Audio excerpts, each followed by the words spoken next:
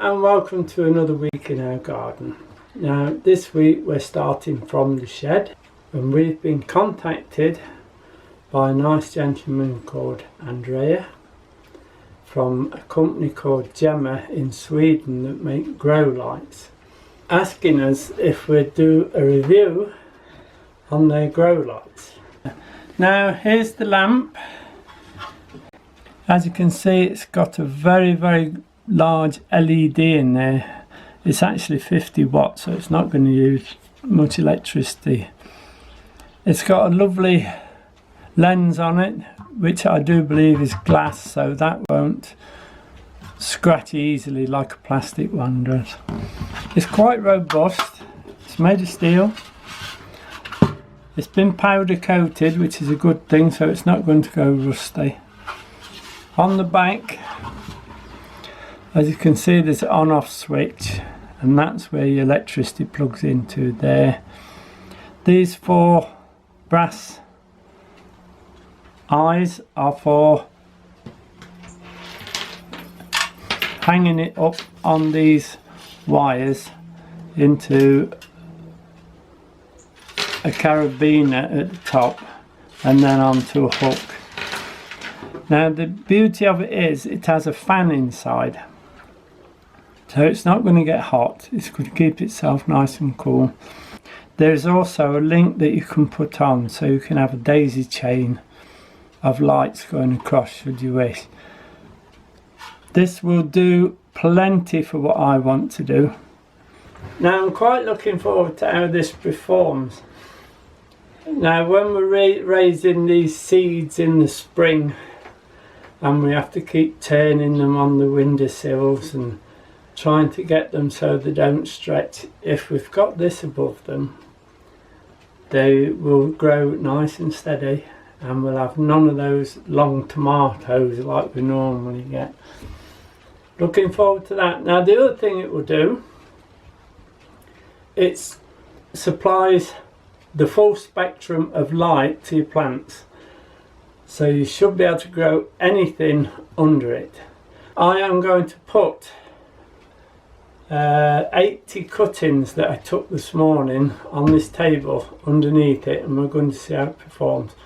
I think once you actually see it up and running, you'll be as pleased as me with it. Okay, now there's the wires that hold it up. They actually look like stainless steel, so they're not going to rust. And let's do this one. They just clip onto there, you see. Just keep it tidy. We'll put that one over there. It's a bit like a hanging basket.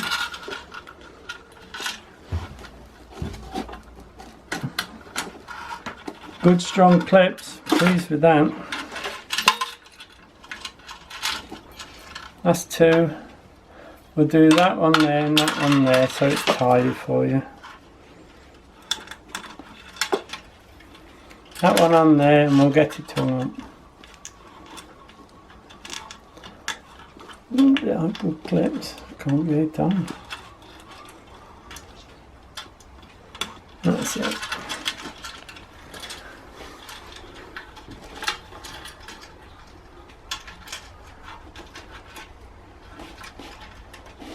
There you are, look. I've already put a hook in the beam here, so we'll just hang it on there. Now obviously the light that will come off as a beam, because the lens is round. You will get a round beam, so the higher you put it, the wider your beam, and also the higher you put it, the less intensity of light you'll get. Right, I will be putting a whiteboard on the table because I'll be spraying a bit of water on it, and I don't want water staining the tabletop. So we'll put the whiteboard on, and then we'll switch it on, and you'll be able to see the spectrum of light that's coming from the unit. Right, we'll plug that straight in. It's a bit like a kettle plug, look. That plugs into the top, quite firm, and I think you'll find it better if you put that on the hook so it holds it nice and square. Look. Now we've plugged it in and we're all ready for the off. So I should just switch it on now, down. Now I don't know if you can hear it, but there is a little fan running in there. It's nice and quiet and smooth. Now, can you see there's the full spectrum of light? It's like a rainbow actually. I won't sing the rainbow song now. So you've got all your light spectrums there for you that the plants will require to grow. Now this is set at about 18.5 inches, and you can tell by the beam that you could go a little higher. In fact, you can go quite high with it to cover what you need to cover, but that's the amount I want to cover today. Just switch it off for a moment and we'll put the plants underneath and then we'll switch it on again. Okay. Now these are the cuttings I've taken actually this morning so we could do this demonstration. I've done some fuchsias, some trailing petunia, some lavender, some, I think they were, no, escalonia, that's that Cape Daisy, some rosemary, some osteospermum, some salvia, hot lips, that one. And in the middle put a pot of cabbage seed. Now if there's any problems with the light, that will show immediately because they will stretch. I've taken these cuttings quickly this morning. There's 80 there, I've done 80 cuttings. I will show later the geraniums are not quite ready for taking cuttings yet, but we will take some to get them rooted for overwintering, and we'll probably use this unit. Anybody who's interested in propagation or anybody who raises their own seed, if you can imagine raising the early vegetable seeds, we could put them in the propagator and put the little bit of bottom heat on and then put this light above them, and once they've rooted through they will grow nice and steady without stretching. It's a useful piece of equipment, and I think for most really serious gardeners that would make an excellent Christmas present. It's a little bit expensive, but if you think there's 80 cuttings sat underneath that now, how much would those 80 plants cost? And to save time raising your seeds in the spring to what we normally get with the leaning over towards the window, etc. So it'll be an excellent Christmas present for a gardener. So here we go then, are you ready? It's swinging a little bit because I just moved it, but as you can see, still plenty of room. I could get another 2 trays on there, or at least another 20 if I wanted there. And they look good. The only thing I will do while they're here, and that's why I put this white sheet on, is I will mist them a little bit just to stop them drying out. There's no heat from this at all. All the heat is blown away with the fan. That is a good unit. I'm very pleased that I was asked to do a review on that. Now we will follow these plants right through to their rooting stage. Hopefully they'll get some. We might lose 1 or 2 because we always do, but we'd lose a lot more trying to do it on the tables and in the cold greenhouse. That will give us good light levels. I won't keep it on 24 hours, don't need that. I should perhaps just come down in the morning and switch it on for the daylight hours, then switch it off at night. Now they will ship this from Sweden to a lot of countries, including Ireland. Now at the moment they're not shipping to America, something to do with the voltage, but if you talk to the company, they'll sort something out for you so you could actually have them over there as well. Now Diane will put all the information we need on a drop down box. Now looking at it, I'm very pleased with the unit. The spectrum's really good, the light works perfect. They just could have done with a little bit longer lead on it for me, but that's just me. It doesn't quite reach my plug. But apart from that, it's a very nice piece of kit, well made, well presented, packaged well. So I'm very pleased with it. So well done Sweden for producing a good compact unit. As the cuttings dry out a little, I just felt it's been on a good 10-15 minutes now. A very gentle heat coming from it, nothing really. But what we will have to do, which we would have done taking the cuttings indoors or outdoors anyway, is we'll have to occasionally mist them to keep the tops moist. Just a quick misting over, so you keep the water in the same area as the plants, so it's the same temperature as your plants, then they'll root a bit quicker. Okay. If you'd like one of these, Andrea has given a 10% discount until the 1st of January 2020 if you mention Castle Hill Garden. Now that's a one-off to us and we appreciate that, and I'm sure anybody who buys it will appreciate it. So that's it for the unit. We shall leave it ticking away here. The chickens seem to like it as well. It's very quiet, it's doing its job. We'll let it get on with it and we'll keep you updated all the time on the progress of the cuttings. Okay. Now we've left the shed and we've come down to the bottom of the garden to the plum tree. As you can see, the plums are now ready for picking. So we're going to take a few back in with us. They've ripened beautifully in the sunshine, and as you can see, there's quite a heavy crop this year. But I'm just noticing the wasps are beginning to find them, so really we need to get them in before they destroy too many. Now it's a Victoria plum, so as we pick we'll look at each one. If there's a hole where the wasps have started eating them, we'll discard that. What we'll do is, if there is any we need to discard, we'll take them up to the chickens and let them have a peck at them. Okay, there we go then.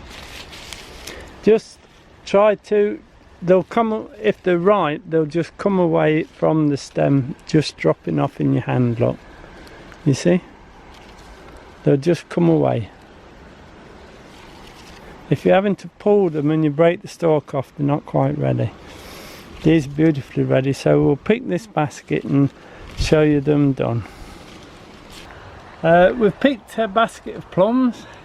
Very heavy, lovely Victoria plums they are. They'll go up and make puddings and all sorts through the winter. You can see the plums that are still left to be harvested on the tree. They're actually bending this bough right down. We've taken quite a few off and we'll just let those ripen a little bit more and then we'll have to pick again. I've actually put a support in to hold it up. Right, we need to pick these tomatoes because if we leave them on these bushes down at the bottom here, the pigeons come and peck them and spoil them. Now I have yesterday taken some of the second earlies out. I got Diane to come and take a little film of it so you can see what we actually got. Not a great lot, but at least we were harvesting second early potatoes. I came down early doors this morning and I lifted this line of what was left of the second earlies. Not a bad crop, all things considered, this year. As you can see, there's quite a few large ones, but there was a lot of the little tiny ones this year. But they'll do nicely. Now I'm just going to pick these tomatoes. These are the outdoor ones.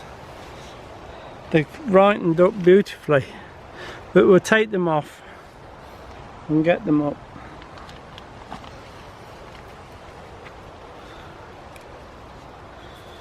These are money maker. They're doing quite well this year.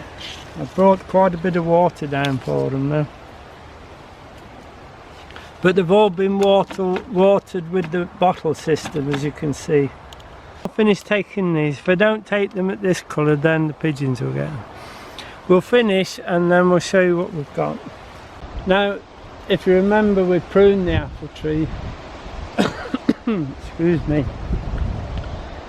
And one of the subscribers have asked me about the fruiting spurs. So while we was down here, I'll show you where the fruiting spurs are.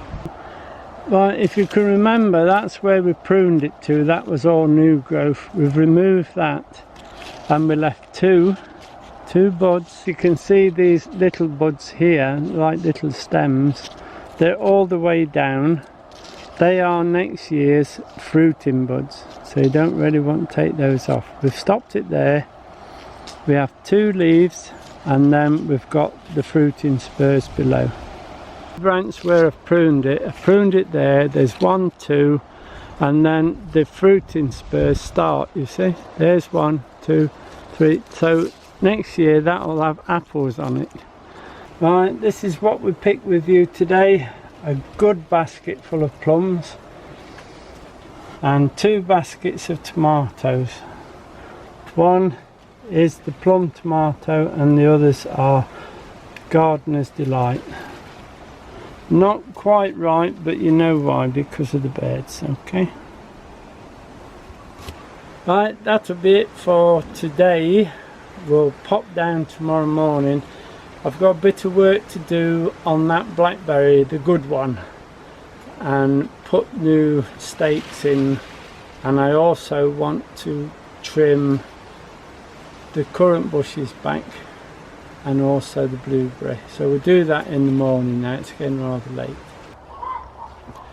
Hello there, lovely day today, sun shining, hardly any wind at all.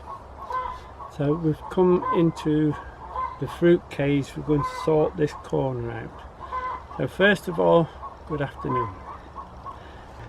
Now this blackberry plant here is the one that just appeared. It's very early and it's thornless and it has very big fruits on. So we're going to keep that and put it on these wires that I've put up. Put a frame and some wires, brought it forward so we can get it away from the net sides. Now this is an old blackcurrant bush. Now we were going to move it this year anyway. So what I'm going to do to be able to get the room, I'm going to trim it right hard back, and then when the weather changes a little bit more, I shall remove it and take it down to the bottom. It's a very old bush, but I don't want to part with it just yet. I'll sooner plant it down the bottom somewhere out of the way. So the first job I'm going to do, I'm going to cut this right down. Then I'm going to remove all the fruited growth off the blackberry and tie in the new canes. But I'm taking it down to 6 to 8 inches to the ground. So I'll get on with that and then I'll come back to you. Now that's the blackcurrant trimmed down quite hard. Now if you've got a really old blackcurrant like this one, to cut it down like that doesn't do it any harm at all. You'll lose 1 year's fruiting, but it'll regenerate it and bring it back up again. That actually will be moved down the garden now. This is the blackberry. As you can see, now you can see what we're going to do. This is new growth. This is what's going to fruit next year. All these big ones coming up the back. These here, if I can just take that down out the way, all this here that's been fruiting and flowering has all got to now come out. So I'll take those out and show you what we've got to tie in. Now it's a case, where are you? It's a case of really getting down and taking them out as low as possible, but be careful you don't take out the new stems. Like that one is a new stem, you see, still on that one. That one's a new stem. This one's a new stem. Here's the old ones here, look. So we'll take these out. If you can't see to take them out at the bottom, take them from the top slowly. Okay?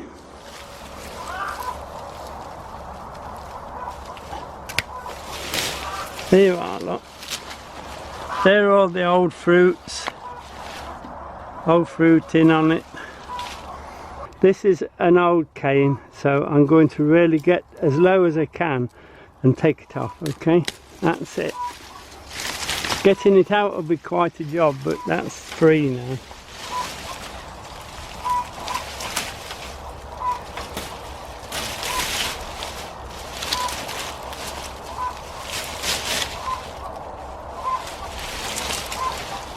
I'll cut it in half, it'll be easier to get out.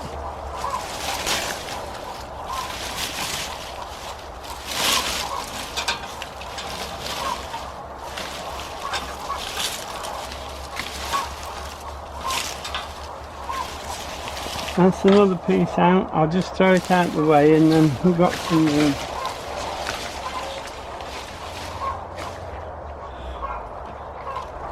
Right, we'll go for the next one. That's all new. This is old here, look. We'll take that out as low as I can get.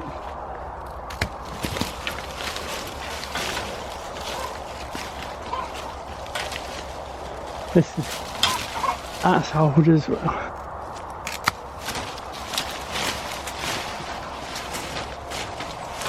Oh, that's a job. That one's old one as well, so that may come off. There you are. They're all next year's fruiting canes that are left. As you can see, a few have been damaged while we've been picking, and it was too close to the edge of the mesh, so it's got knocked about a bit. You just got to go around. If it's damaged, cut it off. If it's not, tie it in. I've also brought the wires a lot more this way so we can harvest it easier next year. Right, now we'll get it tied on. Quite a job, and they will actually grow some more as well, so I'm going to start from the bottom and build it up. You can see all those long ones over there. I'm going to try and turn them onto this, so those will go round there. That can go, belongs onto that, so that can go over as well. We'll put it on this one, I think. The thing is, if it doesn't look right, you can always change it. That's the start. This one here, this very long one, it has been broken, but it's still growing, look. So we'll use that brake to turn that corner, look. This one is broken anyway, so we'll use that brake for it to turn the corner. It's still alive. If it does die off, then I'll just trim it. So we'll start here. Put one or two on just to hold it. We'll let that brake turn that corner. It might hold, it might live, it might not, but then we can soon grow another one up on it. You can see it's taking shape. It's just a case of spending the time doing it. So I'll spend the time now doing it, and then I'll come back to you and show you it done. These have now been tied on this end. They look a bit pulled, but give it a few days and they'll start and relax a little bit, and they'll turn all the leaves the right way. This twiggy bit down here, now I don't mind that one going up, but this piece sticking out I'm going to remove. Okay, and that nettle, we don't want nettles. We're going to sort this side out now, and then we'll show you what we've done. Now the long ones were at this end. I've actually gone inside the stake. If you put them on the outside, I think it'd be too much corner and it'll snap them. So we'll put this one on here and then sort the other end out, just to hold it for now. A bit bendy this one, look, but that's okay.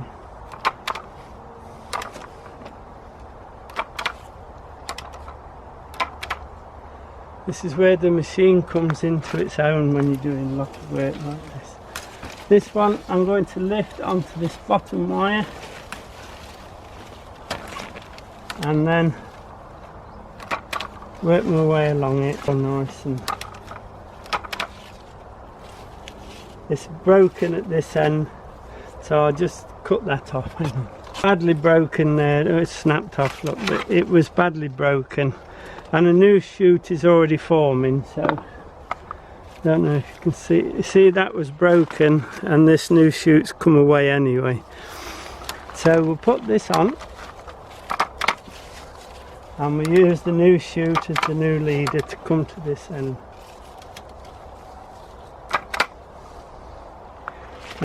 As soon as your leaders get to the end, if you cut them off, then you'll get breaks all the way along, which will actually fruit. So if they are there, cut them off and then wait for the breaks.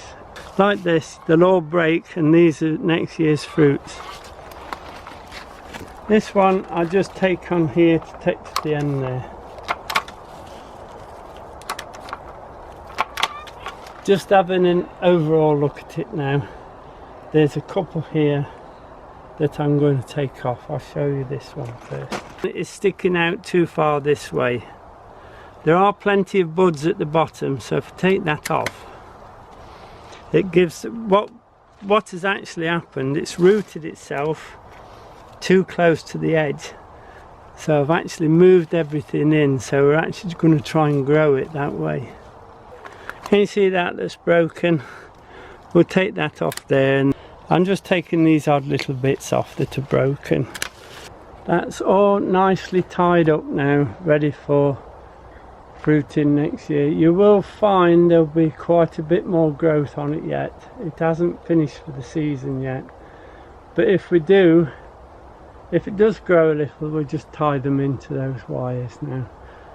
I think by the time next year this will be fully covered with fruit. It'll look beautiful. That's quite a good job done. I'll tidy the ground up, and I shall also put a big mulch on it now and let it settle. Probably give it a good watering first, then put the mulch on.